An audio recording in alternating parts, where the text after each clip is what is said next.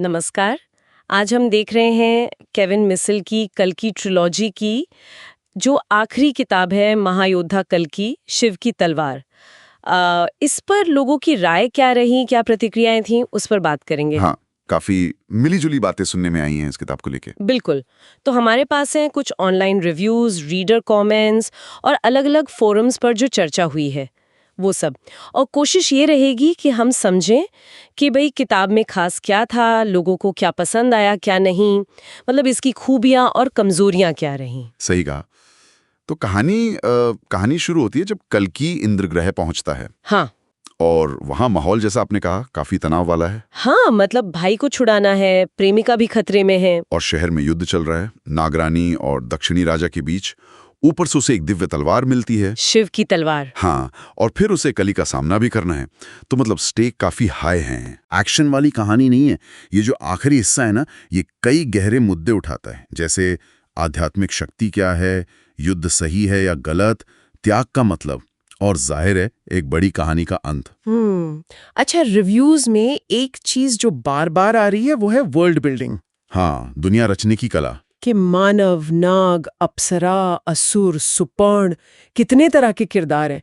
लोग इसकी तुलना पॉसी जैक्सन से भी कर रहे हैं भव्यता के मामले में। हाँ, और मुझे लगता है ये इसलिए काम करता है क्योंकि मिस्सल ने सिर्फ नाम नहीं लिए, उन्होंने इन किरदारों की संस्कृतियों, उनके आपसी रिश्तों, मतलब उन्हें कहानी में ठीक से पिरोया है। अच्छा। वो दुनिया सिर्फ बैकग्राउंड नहीं लगती, जीती जागती लगती है।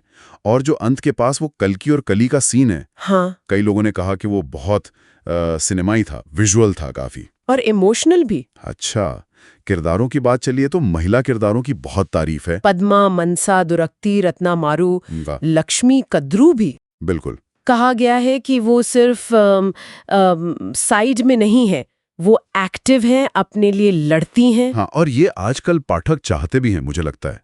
पौराणिक कहानियों में भी मजबूत महिला किरदार, ये सिर्फ मतलब कहानी को आगे नहीं बढ़ाती बल्कि उसे दिशा देती हैं। ये कोई आजकल का ट्रेंड नहीं है, बल्कि कहानी को ज्यादा रियल बनाता है। सही कहा। अच्छा, एक और किरदार है जिसका जिक्र बार बार हुआ, अर्जुन। अर्जुन, हाँ, उसका सफर काफी दिलचस्प है। एक तरह से विलन से शुरू होकर एक दुखद हीरो तक, लोगों को ये बदलाव काफी पसंद आया। हाँ, उसका जो आर्क है, मतलब उसका पछतावा, उसकी अंडरस्टैंडिंग और फिर अंत में उसका बलिदान, वो चीजें पाठकों से कनेक्ट करती हैं। ये दिखाता है कि अच्छा और बुरा हमेशा इतना साफ साफ बटा हुआ नहीं होता। उसका अंत दुखद था, पर शायद उसके किरदार के लिए जरूरी भी। ये पूरी ट्रिलॉजी की एक ताकत रही है, किरदारों का विकास। लेकिन जहां इतनी तारीफें हैं, वहीं कुछ बड़ी शिकायतें भी हैं, खासकर क्लाइमैक्स को लेकर।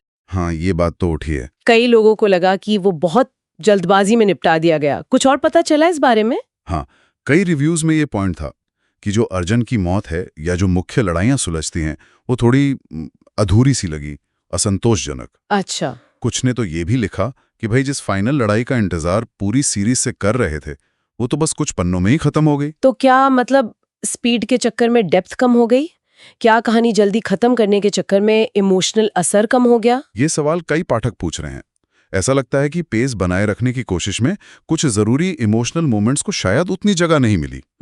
और इसके अलावा कुछ लोगों को कहानी के कुछ मोड़ थोड़े प्रिडिक्टेबल लगे, मतलब अंदाजा लग गया था कि आगे क्या होगा। ओके। और कुछ सीन थोड़े ज्यादा नाटकीय, मतलब मेलोड्रामेटिक भी लगे। Right. Writing style, dialogue, spacing, इन पर भी मिली जुली राय है। कुछ को दमदार लगी, कुछ को लगा कि थोड़ी और पॉलिशिंग हो सकती थी।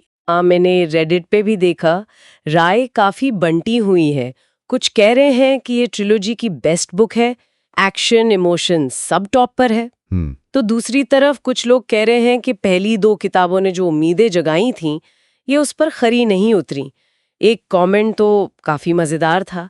किसी ने लिखा कि ये एक बुरी बॉलीवुड फिल्म जैसी है, जिसमें माइथोलॉजी के फैक्ट्स बिना कॉन्टेक्स्ट के डाल दिए हैं और कहानी रिपीट होती है। देखिए, ये अलग अलग रिएक्शन यही दिखाते हैं कि पढ़ने वाले की उम्मीदें क्या थीं। अगर ओवरऑल रेटिंग देखें तो वो लगभग 3.85 के पास है, जो ठीक है। हाँ, ठीक ठाक है। इसे अक्सर ट्रिलॉजी की सबसे मजबूत कड़ी माना जाता है, खासकर दूसरी किताब के मुकाबले। लेकिन जैसा हमने बात की, एंडिंग और राइटिंग पर सवाल भी उतने ही हैं। तो फिर इन सब बातों का निचोड़ क्या है? अगर कोई ये किताब पढ़ना चाहे तो उसे क्या सोचकर उठानी चाहिए? देखिए, निचोड़ ये है कि महायोद्धा कल्कि शिव की तलवार एक आकर्षक पौराणिक एडवेंचर है, इसमें शक नहीं। वर्ल्ड बिल्डिंग बढ़िया है, किरदार मजबूत हैं, खासकर महिला पात्र और अर्जुन का कैरेक्टर, और इमोशनल मोमेंट्स भी हैं। कई मायनों में ये पिछली किताबों से बेहतर भी है।